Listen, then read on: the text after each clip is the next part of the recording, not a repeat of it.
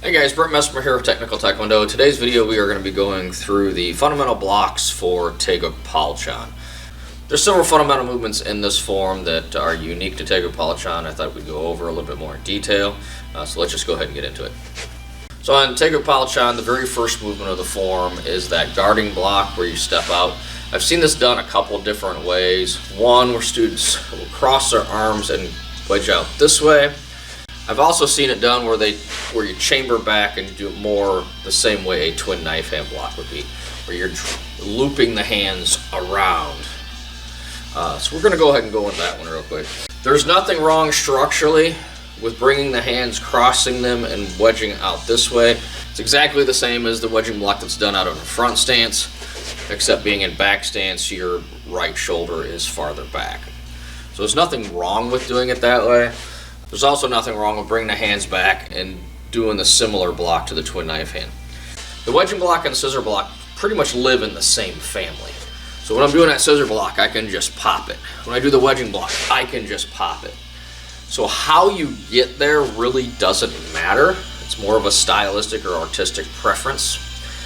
We've been teaching our students to come around this way.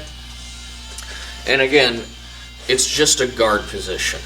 What matters is the alignment when you're here. If you're in the front stance position, this is the same alignment as the hammer block. Slight angle to the wrist, about 30 degrees. Nice sharp bend to the elbow. This should be almost 90 degrees. But when I'm coming across, I turn the shoulders. Okay, so my shoulders are half facing. On the wedging block, I want my shoulders full facing. When I step into the back stance, I'm in that same arm position, just my right shoulder is farther back. How you get there is really less important than getting that structure as far as the angle of the blocks correct. Following the double front kick, you have that inner middle block double punch. So this goes back to Tae Gyuk Pa Jahn, where you have multiple hip actions on a single step. So that inner middle block, you have the 3 hip actions and then 1, 2, 3, 4 more. There's a lot going on with your hips on that single step. So turning into the staff block, for balance purposes, again, we've talked about this in other videos, where you bring the feet together and then slide it straight out into that reverse front stance. We do this for balance purposes as well as just a smooth, easier transition. Again, this is not I'm blocking 2 people at the same time. This is even more ridiculous than the scissor block. People used to say you're blocking 2 things at the same time with scissor block. With the staff block, and you're seeing this more in modern sparring, you're seeing this reverse front stance more often. So I can throw a low block here, but if I need to add a little bit of power, the alignment, by lifting this hand here, it's stronger than having the hand here on the hip. The same can be said true if I'm blocking out this way. For whatever reason I'm in this position, if I put this backhand here, that makes the outer middle block stronger. So it's just aligning the bones up in a position to make my block a little bit stronger. So you're seeing this reverse front stance in modern sparring, with the point style where we pop that lead leg up. So you're seeing this position more often. So it's starting to make a little bit more sense why Tae Gyuk Pa Jahn is important as far as the structure and alignment of that step. Now, as far as measuring the reverse front stance, it is much longer than the regular front stance. When we measure our regular front stances, we're dropping down, measuring 2 fists and a knee. The reverse front stance is more like 4 fists and a knee. So it's much longer. The other thing that's different about the reverse front stance is it is on the same line. Where's my feet at? So you want to have your feet on the same line. Okay. Very much an elongated stance. If I was to measure this, it's like 2 knees or knee and like 4 fists. It's a very long stance. As far as stepping when you're doing the reverse front stance, it's very similar to the horse stance. Pivot that front foot and then step through. In the form, we're doing a cross step. And I've seen this done 2 ways as well. In the form, you have the reverse front stance into the uppercut, cross step into the second reverse front stance. So I'll talk about the cross step and then we'll go back talking about that uppercut coming in.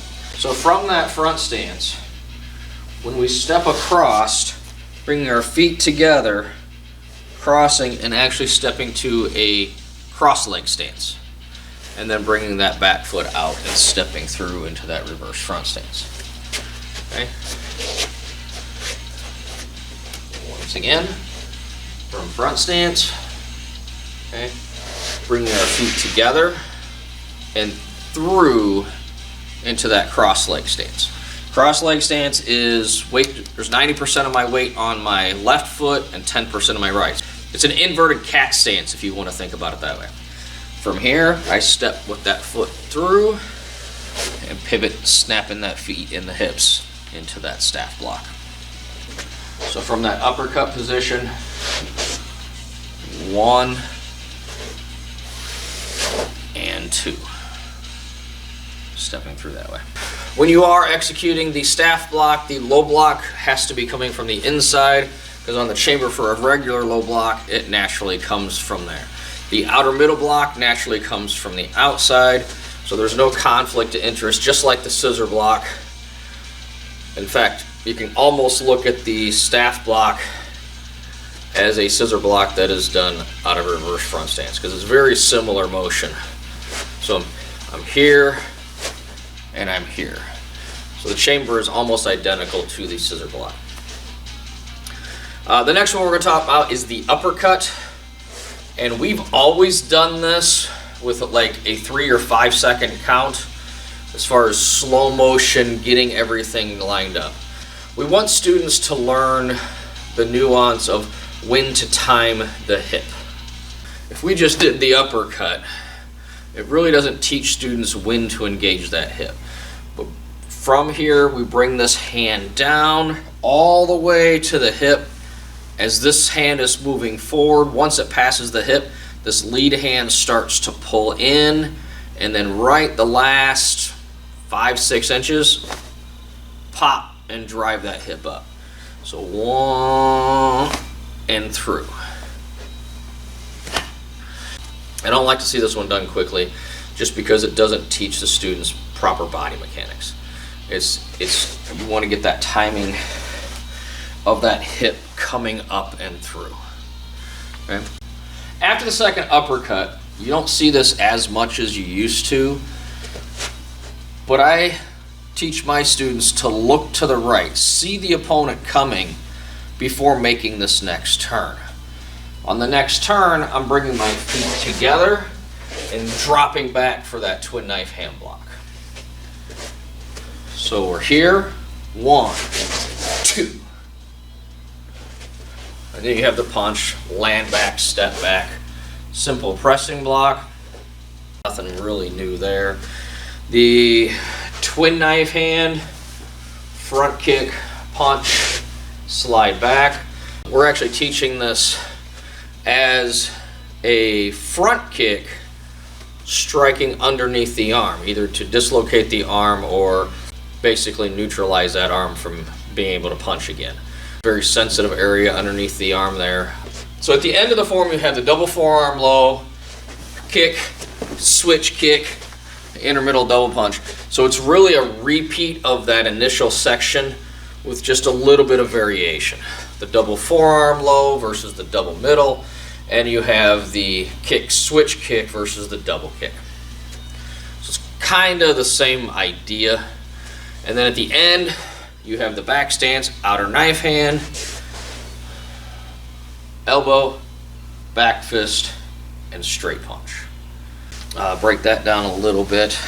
So on that outer knife hand, again, I'm pushing, offering positive resistance, pressing that hand out so that when I block, my hand swoops out so it's more intersecting on that 90-degree angle here.